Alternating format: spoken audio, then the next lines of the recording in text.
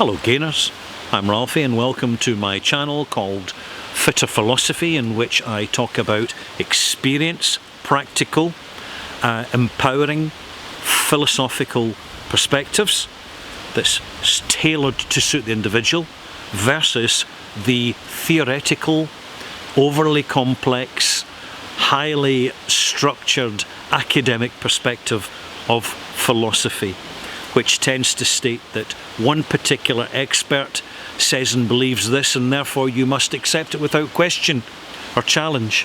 Unless, of course, you're doing a degree or a PhD, but most of us in life are not doing that. What we have to do is, with the foundations of what we learn at school, over which we have no control, unless we want to skip classes and do something more exciting, we are indoctrinated, we are groomed, we are conditioned, we are bred to be productive economic units within the society in which we live. And what we do is we pay taxes, we earn some money to provide ourselves for some basic stuff, necessities, and yes, particularly in the modern world, a few luxuries. And then we eat and we sleep and we do it all over again. And that's fine, because essentially it's the majority of the human condition, whatever anybody's circumstances happen to be. Some folk get a better deal, other folk get a worse deal. It's real life and we get on with it.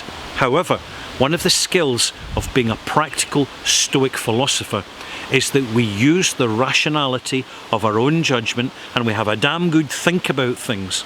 So as we tip the odds of survival in our favour, and in doing so we have a better quality of life, a more eventful life, and ultimately a more productive life as a result of it. We transfer our activity from passive existing to more active living. And this is a skill which we can't just get out a book. We can't just listen to some profound philosopher.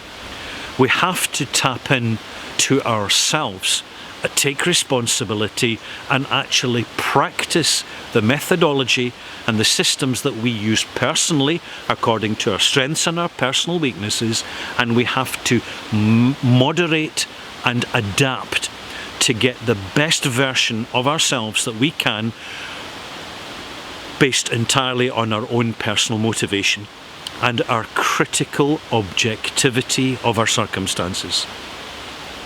So a very good example of that is someone who is in a relatively well-paid but boring job, which they feel is unproductive, and they're finding it frustrating. And many people are in that position.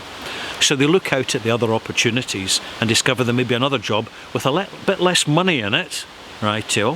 However, it's going to be more interesting, more varied, and importantly, fewer hours of work.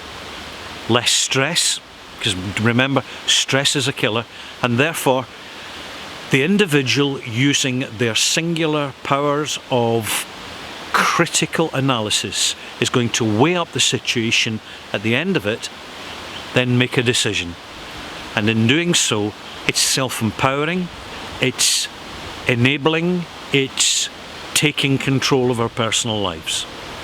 So it's something which, it's not huge decisions, by the way. It can often be just small decisions happening all the time.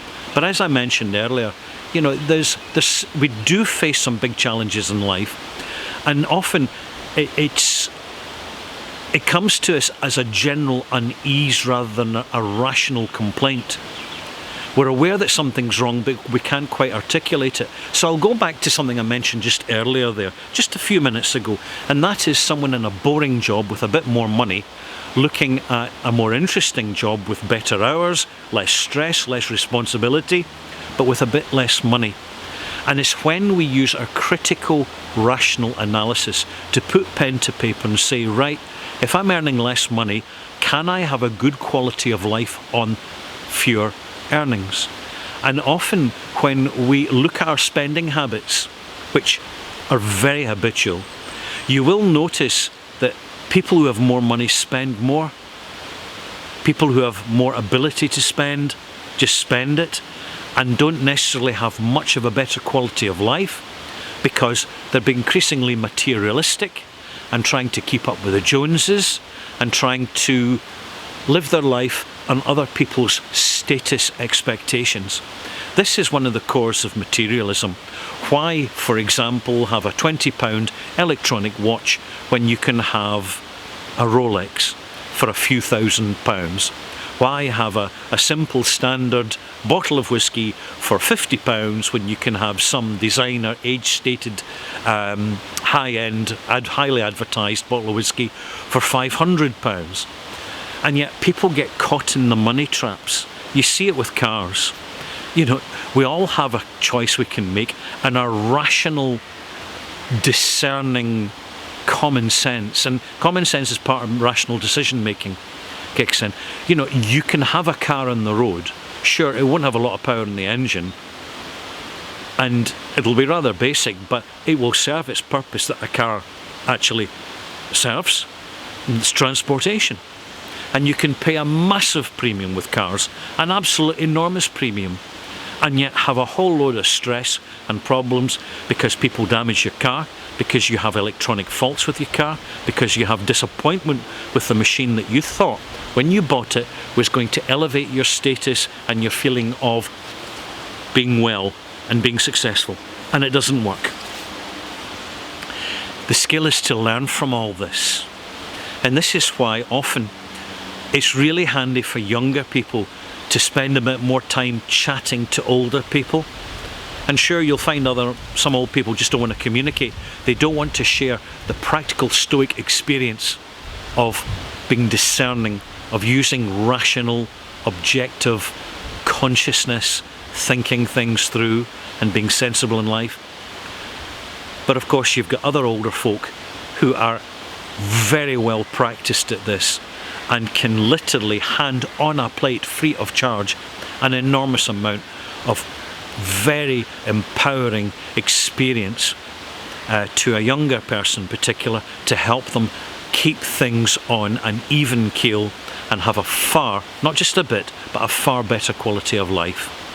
The skills of life, there are many, and one of the biggest skills is, as soon as we possibly can in life, we know what's best for us. We know our strengths, we know our weaknesses. We play to our strengths, we undermine our own weaknesses. We negate them, we reduce them.